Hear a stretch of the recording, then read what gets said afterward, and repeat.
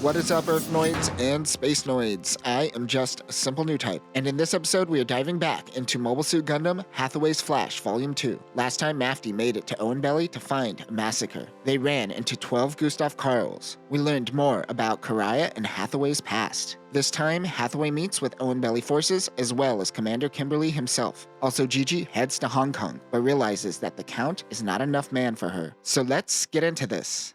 Gigi gets a call from Kenneth from the cottage. She informs Kenneth that she wants to head to Hong Kong tomorrow and wonders if there is a plane available. She wants to see how this plays out, but she also has to handle things for the Count. Kenneth says that he will have his C-38 ready for her tomorrow. At first I thought this was a C-38 Courier used by the Navy, but this was deployed in 1997, and this was written in the late 80s and early 90s. So I assume this should be a C-88 and it was an editorial issue. C-88 is the updated Medea, first seen in War in the Pocket. She asks him to come over, but he is busy dealing with Federation ministers for the Federation meeting in Adelaide. Gigi comments that he should have time since there have been so many people coming and going from the base. Kenneth's tone changes and he starts questioning Gigi. He wonders if she is keeping track of him. She wonders why she would do that, and Kenneth bluntly says, for Hathaway. This was a tactic to see how she would react. But she says, dude, I can see the cottage from the base. However, this contradicts what she said last time about strategically being far away from the base to avoid being watched. He says that he can't have fun tonight, but he will pick her up tomorrow. Gigi says that he is welcome to dream about her if he likes. Oh yeah, a woman giving a man a compliment. He could live off of that for years. Heh,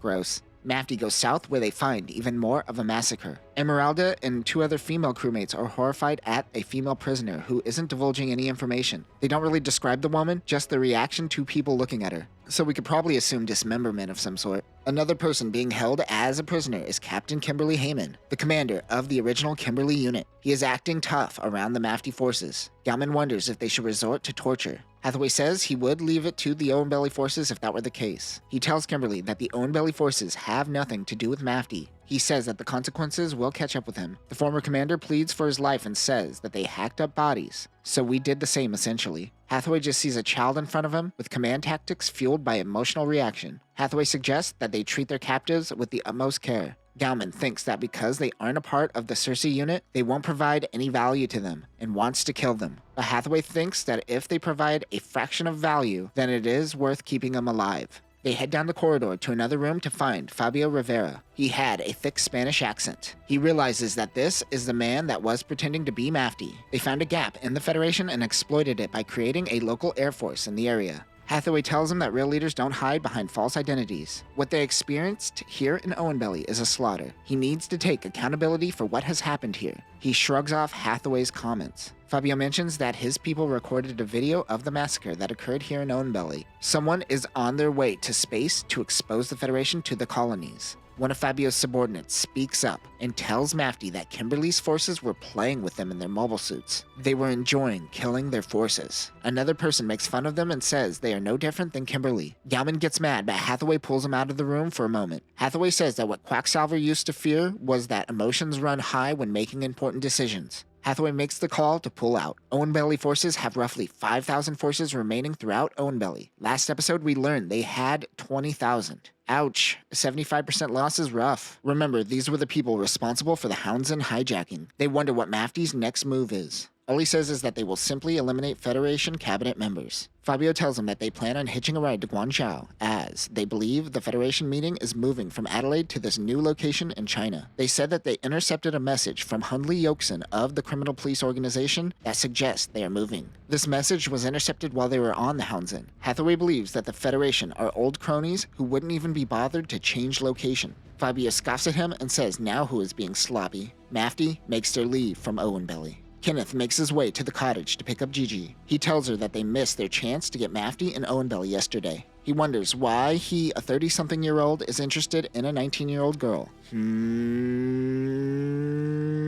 He realizes that someone like Mace Flowers, the flight attendant on the Houndsdon, is probably more his style, and probably more age-appropriate. He is going to try to give her a call when he gets the time. I'm going to ignore Kenneth's thoughts of defiling Gigi during the drive. I need a break from calling Tomino a horny dog. You horny dog. He finds Gigi to be an enigma. He tells her that men can think very unilaterally. so her intuition is very intriguing to him. She can't explain something that is simply intuitive to her. She asks if he could give her Hathaway's address. Of course, he already promised Hathaway he would do so. The two talk about the differences between new types and old types as Kenneth starts to realize that she may be a new type. He mentions that old types are impatient and they try to rush human progress. Gigi says even Mafty. For a moment, Kenneth wonders if Hathaway could be Mafty, but he brushes it off real quick. They arrive at the base and Gigi gets onto a cargo plane, so probably a C-88. There are other cabinet members on board as well. She overhears two of the men talking. She hears the words, Adelaide. Gigi makes it to Hong Kong.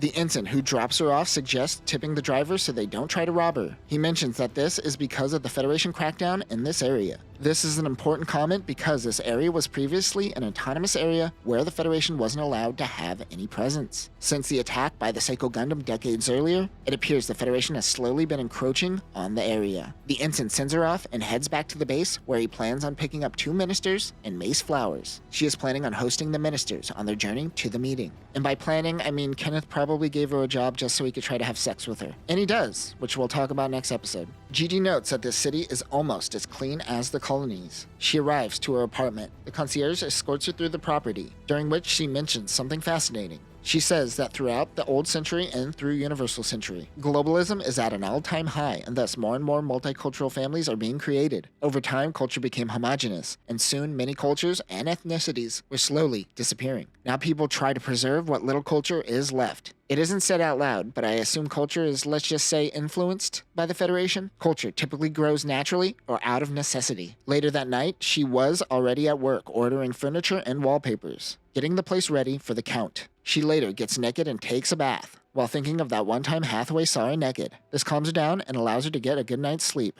Tomino, this is crossing male fantasy territory. Just wait till we get to the original Gundam novel. That is when we see Tomino at full cringe. Mafty makes their way back to the Valiant. Hathaway finds out that Karaya and Julia are heading to Darwin. He mentions that he felt a relief that she was gone, and then felt bad that he felt that way. He says he has a lot of growing to do. He wants to set aside these human needs. But for some reason he can't get Gigi off his mind like he can Karaya. She was sent out to scout the area before the Federation meeting. Darwin and Adelaide are literally on opposite sides of Australia. Minovsky particle dispersion over Guangzhou, Hong Kong, and Davao leads some suspicion of change, and they are certain Fabio's unit will be moving towards Guangzhou. But they have intel to suggest that things are still going down in Adelaide. At that same time in Hong Kong, Gigi wakes up and decides to call Hathaway. She heads out to the streets to find a payphone. She suspects that Kenneth may have tapped her phone. Payphones in the future. How quaint. She calls and asks for Hathaway, but the person on the other line says that he is currently away. She asks if this is Amada Manson. She tells him that she is Gigi and to pass on this message to Hathaway. She says, ask him if we could have our next date in Adelaide. He is somewhat confused, but he tells her that he has to wait until Hathaway contacts him. Gigi mentions to Amada to hurry or she may go running off to Kenneth.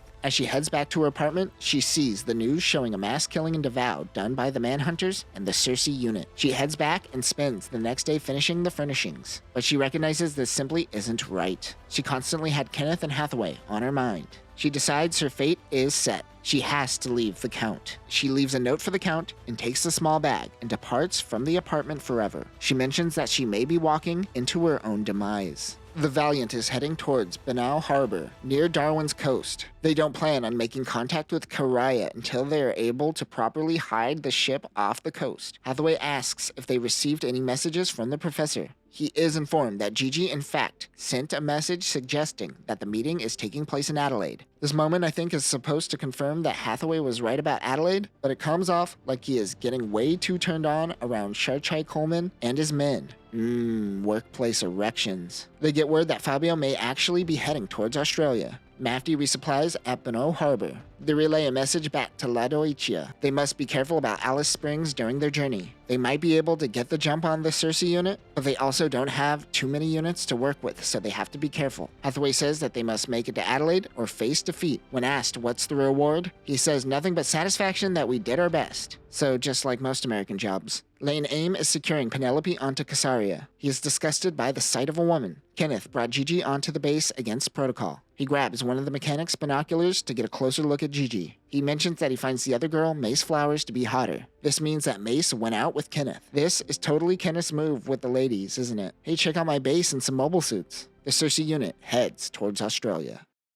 And that will do it for this episode. Everyone is preparing for the meeting in Adelaide. Hathaway's forces are small, but they may be able to get the upper hand. Kenneth, on the other hand, have local police and the Manhunters on his side along with EFF forces. Also, everyone is just so horny. Next time, Mace and Gigi meet, and one of them gets slapped. One of Mafty's ships go down, and they make a plan with Fabio and the Oenbelli forces. Also, Bright is given one more mission before he is allowed to finally retire. But that will do it for now, new types. Remember, don't be like Tamino and let your male fantasies get the best of you. It's just a fantasy. Peace.